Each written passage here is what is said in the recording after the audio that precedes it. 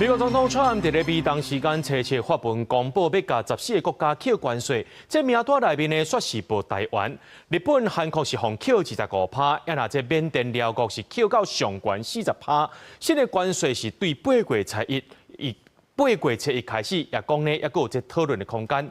日本、韩国目前也正在想协商的对策。 会议室内底，美国总统川普当准备甲以色列总理纳坦雅胡做会谈。川普针对家己伫社群平台正式社群评论发文公布对14个国家扣关税税率，表示有协商的空间。I would say firm, but not 100% firm. If they call up and they say would like to do something a different way, we're going to be open to that. 14个国家内底，日本、韩国、马来西亚、加哈萨克、突尼西亚的关税税率拢是25%，印尼32%，孟加拉、塞尔维亚是35%，泰国加柬埔寨的税率是36%，而缅甸加辽国的关税上悬达到40%。伊嘛警告任何国家，若是因出决定提悬对美国的关税，美国拢会伫公布的关税面顶加扣同款的税率。另外，川普阁签总统命令，甲对电关税暂停的90天期限延后到8月初1。 新的关税就为8月初1开始扣。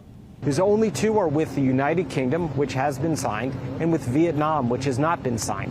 That has him deciding to unilaterally set the tariff rates himself.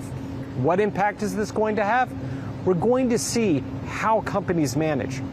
甲美国协商关税，真侪届日本首相石破茂表示遗憾，嘛认为川普延后新的关税开始的日期，日本嘛会当伫最后期限之前继续甲美国协商。関税率の引き上げを発表したことは誠に遺憾であります。その結果、この度の書簡による税率はトランプ大統領が最近発信した 30% や 35% ではなく。